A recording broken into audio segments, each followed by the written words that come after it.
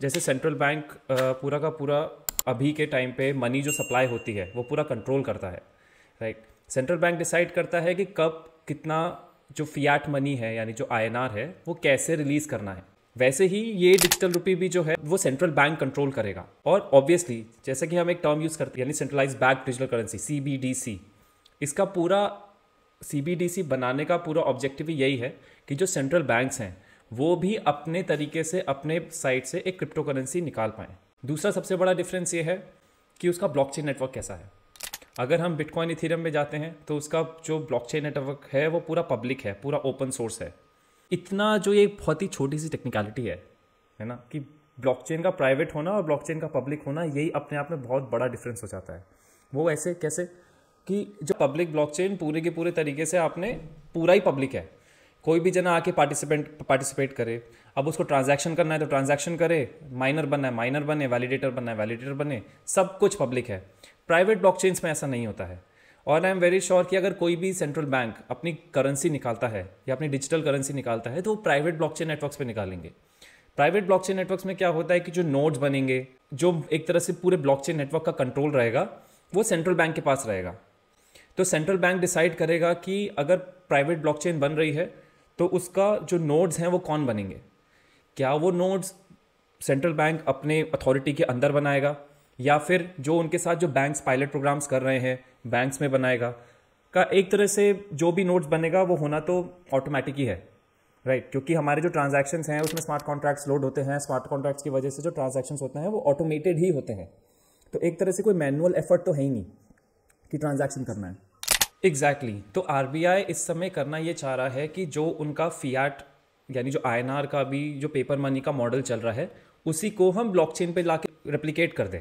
जो भी आपकी कंट्री का लीगल टेंडर है, ठीक है, यानी इस समय हमारे इंडिया में जो लीगल टेंडर है वो सिर्फ आईएनआर है। आईएनआर का सारा सप्लाई का जो कंट्रोल है वो आरबीआई के पास ही रहता है।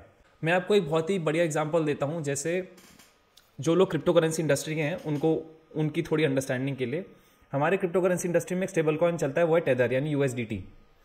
यूएसडीटी एक कंपनी बैक्ड है, लेकिन यूएसडीटी अलग अलग ब्लॉकचेन्स पे चलता है, पहली चीज। और दूसरी चीज, यूएसडीटी की जो कंपनी है वो डिसाइड करती है कि कितना यूएसडीटी आगे जाके सप्लाई करना है मार्केट में। उसके लिए वो आइडियली ये कहते हैं कि बिकॉज यूएसडीटी फियाट बैक्ड है वो उतने ही डॉलर्स जो हैं वो अपने पास रिजर्व में रखते हैं। लेकिन एक तरह से यहाँ पे कंपनी यूएसडीटी जो है वो कंट्रोल कर रही है कि कितना मार्केट में टेदर जाएगा, एक्सचेंजेस में जाएगा, कैसे भी जाएगा। वैसे ही यहाँ पे जो हमारे सेंट्रल बैंक्स है, सेंट्रल बैंक्स का जो पेपर मनी का मॉडल है, हम मार्केट में जैसे सेंट्रल बैंक्स ने और पेपर मनी छापा या लाइक प्रिंट किया, तो या तो वो बैंक्स के थ्रू या फिर मनी सिक्योरिटीज के थ्रू, मतलब अलग अलग पोजिशंस के थ्रू उसको मार्केट में सप्लाई करता है। वैसे ही जैसे सेंट्रल बैंक ई रुपी यानी जो डिजिटल रुपी है, जो सीबीडीसी है, वो एक तरह से माइन करेगा या फिर नई करेंसीज बनाएगा, उनको मार्केट में सप्लाई करनी पड़ेगी। वो मार्केट में सप्लाई अगेन जो उनके साथ बैंक्स पायलट कर रहे हैं या जो मनी सिक्योरिटीज़ हैं, मतलब अलग अलग तरीके थ्रू करेगा। शुरुआत में जैसा कि आपने बोला, हम बस जो उसका यूज़ केस है वो रिटेल होलसेल में देख रहे हैं। रिटेल से मतलब क्या आ गया, जो आम जनता है वो कहीं जाती है, सामान खरीदती है, कोई बड़े बड़े स्टोर्स हैं। मेरे ख्याल से फ़िलहाल जो ये पायलट प्रोग्राम शुरू होंगे वो सिर्फ जो बड़ी सिटीज़ हैं, मुंबई, दिल्ली, अहमदाबाद, मतलब कलकत्ता, ये जो बड़ी सिटीज़ हैं, बेंगलोर, सिर्फ इन्हीं में ही शुरू होंगे। इनके भी जो बहुत ही बड़ी बड़ी रिटेल चेन्स हैं वहाँ पे शुरू करेंगे। ट्रांजैक्शन करने का तरीका सेम रहेगा। मैं भी कल ही किसी का ट्वीट भी देख रहा था, क्यूआर कोड होगा सिंपल। आपका पास एक अपना क्रिप्टो करेंसी, जैसे आपके पास क्रिप्टो के वॉलेट्स होते हैं, हमने जैसे पहले बात करी थी, ट्रस्ट वॉलेट है, मेटामास्क वॉलेट है, वैसे ही आपके पास आपके वॉलेट की ऐप होगी, उसमें आपकी सीबीडीसी यानी आपके ई रुपी पड़ा होगा। वो आप कहीं भी जाएंगे, क्यूआर कोड स्कैन करेंगे, पेमेंट करेंगे और आपका ट्रांजैक्शन हो जाएगा। ट्रांजैक्शन की जो रिकॉर्डिंग है वो मेरे ख्याल से जो जितना मैंने पहले पढ़ा था, इनका पायलट प्रोग्राम बन रहा था, वो एक प्राइवेट ब्लॉकचेन पे होनी चाहिए। And also because blockchain private है तो सेंट्रल बैंक जो है वो एक एक ट्रांजैक्शन एक्टिविटी रिकॉर्ड कर पाएगा और उसको ट्रेस भी कर पाएगा, राइट। लेकिन फर्क यहाँ पे बस एक छोटा सा ये भी आ जाता है कि जो अब बिटकॉइन या इथेरियम की ब्लॉकचेन पे जितने भी ट्रांजैक्शन चल रहे हैं वो हम जाके देख सकते हैं, राइट। हम देख सकते हैं कौन सा वॉलेट किस वॉलेट में कितना ट्रांजैक्शन कर रहा है। यहाँ पे ये जो सारी ट्रेसेबिलिटी और ट्रैक रिकॉर्ड है ये आरबीआई यानी सेंट्रल बैंक जो है हमारा वो अपने पास मेंटेन रखेगा। जी, मेरे हिसाब से तो ये पहली चीज़ तो मेरे हिसाब से क्रिप्टो के लिए बहुत ही अच्छी न्यूज़ है कि एक ब्लॉकचेन नेटवर्क पे एक किसी कंट्री की अपनी लीगल करेंसी आ रही है। फिलहाल इंडिया में और even I can say 80% of the countries में क्रिप्टो को कहीं पे भी जो आपके फियाट मनी होता है उसका कंपेटिटर नहीं देखा जाता।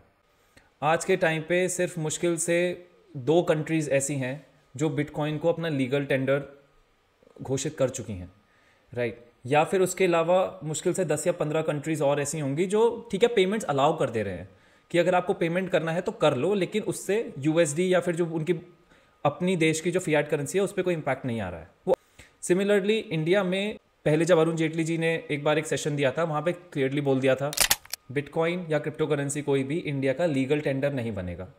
वही चीज़ हमारी जो अभी की फाइनेंस मिनिस्टर है सीतारमन जी, उन्होंने रिटरेट करी और उन्होंने भी बोला कि नहीं बनेगा। वो आज तक इंडिया में कोई भी क्रिप्टो करेंसी लीगल टेंडर तो है ही नहीं। तो क्रिप्टो करेंसी को हम रिटेल या होलसेल या कोई भी ट्रांजैक्शनल एक्टिविटी में यूज़ नहीं कर रहे हैं। ज़्यादातर जो एक्सचेंजेस हैं वहाँ पे क्रिप्टो करेंसीज़ के जो डिपॉजिट और विड्रॉल्स हैं वो बंद हैं, राइट। वो उन्होंने मनी लॉन्ड्रिंग और बहुत सारी रीजंस के लिए वैसे ही बंद रख रखे। तो इस समय हम इंडिया में क्या कर रहे हैं, हम अपना INR ले रहे हैं, उसको एक्सचेंज में डाल रहे हैं, उससे क्रिप्टो खरीद रहे हैं, क्रिप्टो बेच रहे हैं प्रॉफिट में या लॉस में कैसे भी, और INR वापस ले रहे हैं। तो अगर ई-रुपी जैसा एक बहुत ही फीजेबल, बहुत ही ट्रांसपेरेंट, बहुत ही like easy method of payment अगर एक्सचेंजेस के UI में इंटीग्रेट होता है, मेरे हिसाब से तो वो बहुत ही ज़्यादा मतलब ईजी करने वाला है एक्सचेंजेस के लिए और इन्वेस्टर्स के लिए भी कि वो क्रिप्टोज में इन्वेस्ट कर पाएँ। और ये जो एक पर्टिकुलर प्रोडक्ट है, मतलब इसके अगर इंटीग्रेशंस इन्वेस्टमेंट प्लेटफॉर्म्स में होने लगेंगे, चाहे वो क्रिप्टो करेंसी हो, चाहे वो स्टॉक्स हो, चाहे वो किसी पे भी हो, मतलब मैं तो आगे जाके ये देखता हूँ कि ये अपने आप में एक बहुत बड़ा फाइनेंशियल रिवॉल्यूशन है जो इन्वेस्टमेंट्स लोगों के लिए बहुत आसान करने वाला है।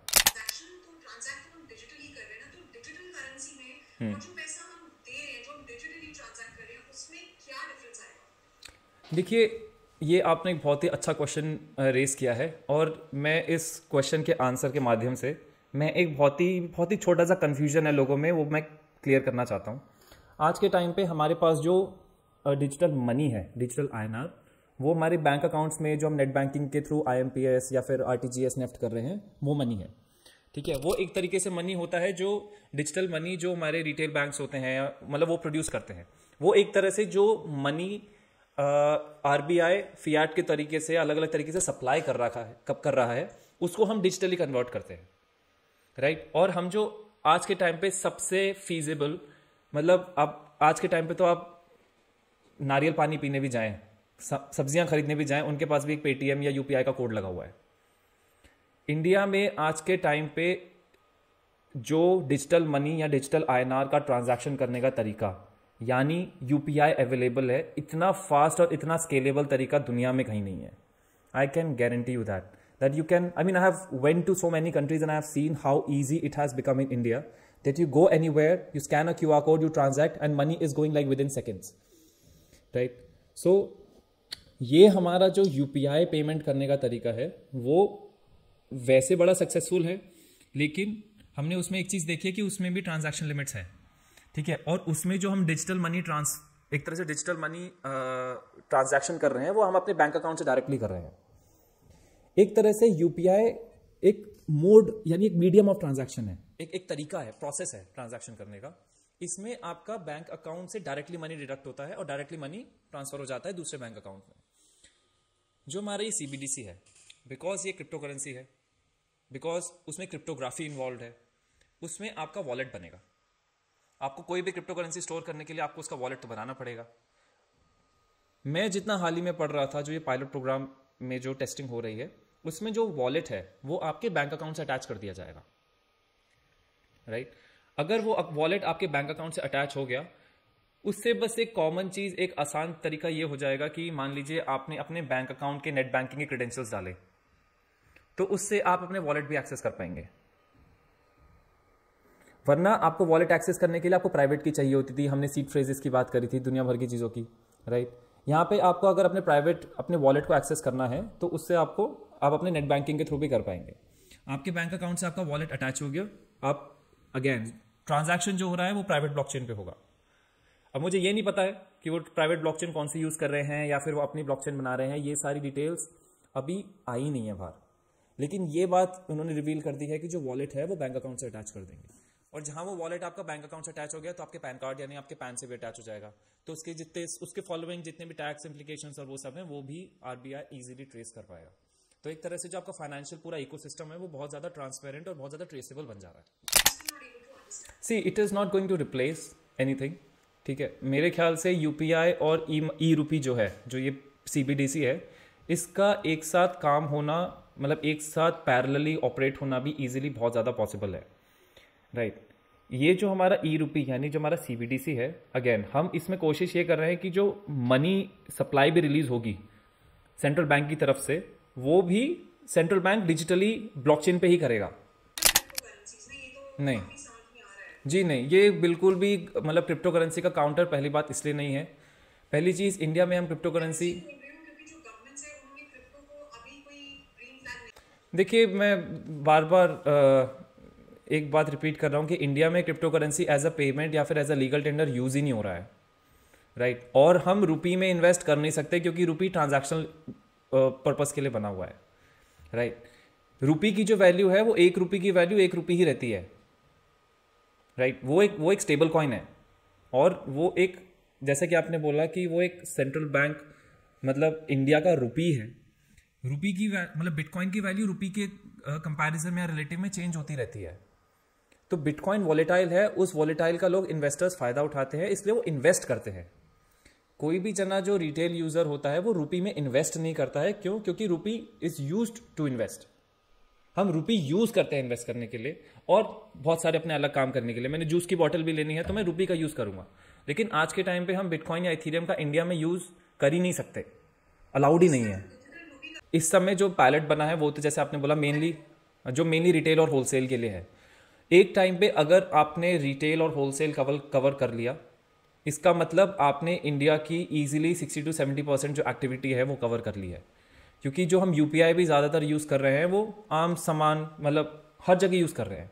मुझे मिंत्रा पे शॉपिंग करनी है, मैंने शॉपिंग करके मैंने एक शर्ट लेनी है, मैं वहाँ पे यूपीआई से पेमेंट कर सकता हूँ, राइट। तो एक तरह से पूरा जो ट्रांजैक्शनल एक्टिविटी है वो तो हमने कवर कर ली। उसके बाद थोड़ा जो फिनटेक सेक्टर है, फाइनेंशियल सेक्टर है, हमारे यहाँ इंडिया में कितने सारे लोग हैं जो इन्वेस्टमेंट प्लेटफॉर्म्स का यूज़ करते हैं ताकि स्टॉक्स खरीद सकें। इस समय जो लोग SIPs करते हैं वो चलो वहाँ पे तो बैंक से पैसा दोबारा कट जा रहा है, लेकिन वो भी अभी जो हमारा INR है, जो अभी वाला डिजिटल मनी है बैंक अकाउंट में, उससे कट रहा है। लेटर आप स्मार्ट कॉन्ट्रैक्ट्स लगा के आप अपने वॉलेट से मनी डिडक्ट कर पाएंगे, तो वो भी बहुत ज़्यादा ऑटोमेटेड हो सकता है। तो इसलिए जहाँ पे भी आप रुपी यानी पैसे फियाट मनी का यूज़ कर पा रहे हैं, वहाँ पे आप ई रुपी का यूज़ कर पाएंगे। बस उसके पायलट टेस्टिंग की और उसके मतलब बिकॉज वो प्राइवेट ब्लॉकचेन पे भी है तो इसलिए थोड़ा सिक्योरिटी कंसर्न्स रहेंगे। तो जहाँ उसके सिक्योरिटी कंसर्न्स आपने सॉल्व कर लिए, it can be easily solve and it can be used anywhere. या my final thoughts are simply this. पहली चीज़ मतलब हमें आज के टाइम पे जैसे कि हमने शो किया, इस शो में सबसे बड़ा जो 3 चीज़ों में डिफरेंस है, क्रिप्टो करेंसी, ई रुपी और डिजिटल रुपी यानी जो यूपीआई वाला नेट बैंकिंग वाला रुपी है, इन तीनों में फ़र्क है। पहली चीज़ तो हमें इन फ़र्क को ध्यान में रखना है। ई रुपी का प्राइमरी मेन पर्पस जो डिजिटल मनी और डिजिटल रुपी और जो पेपर करेंसी चल रही है उसको रिप्लेस करना है। क्यों? क्योंकि वो उस पूरे इकोसिस्टम को बहुत ज़्यादा ट्रांसपेरेंट और ट्रेसेबल बना रखा है। मतलब अगर गवर्नमेंट ने एक पूरी की पूरी देश की करेंसी एक अपने प्राइवेट ब्लॉकचेन नेटवर्क पे निकाल दी, मतलब आप सोच लीजिए एक एक ट्रांजैक्शन को और एक एक पैसा, एक एक मनी जो उन्होंने सप्लाई किया है उसको ट्रेस किया जा सकता है। तो मनी लॉन्ड्रिंग और काउंटरफिटिंग तो मतलब पॉसिबल ही नहीं होगी। सबसे बड़ा एडवांटेज जो आरबीआई को मिल रहा है अपने इस पूरे प्रोजेक्ट के साथ वो ये है। सेकंड चीज़, इसका कंपटीशन क्रिप्टो करेंसी के साथ कुछ भी नहीं है। वो सबसे बड़ा कारण ये कि भाई क्रिप्टो करेंसी हम बस इन्वेस्टमेंट्स के लिए यूज़ कर रहे हैं, INR को हम इन्वेस्टमेंट्स के लिए यूज़ नहीं करते। मतलब INR में इन्वेस्ट नहीं करते, हम अपना INR लेते हैं। आज के टाइम पे भी जैसे हम किसी इक्विटी या स्टॉक्स में भी इन्वेस्ट करते हैं तो वहाँ पे एक वॉलेट बन जाता है, INR वॉलेट। तो हमने यहाँ मनी डिपॉजिट किया, वहाँ पे हमारे INR वॉलेट में उतने पैसे आ जाएंगे, जैसे हमारा पेटीएम वॉलेट होता है।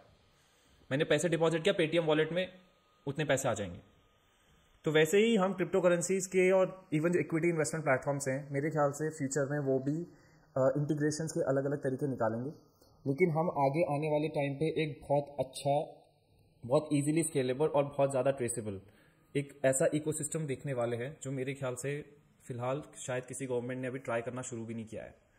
So we are like way ahead and it is a very huge, very enormous, very future proof step for the entire financial industry, be it investment banks, be it like cryptocurrencies, equities, money markets, forex, like everything. So मतलब मेरे लिए बहुत ही future proof है.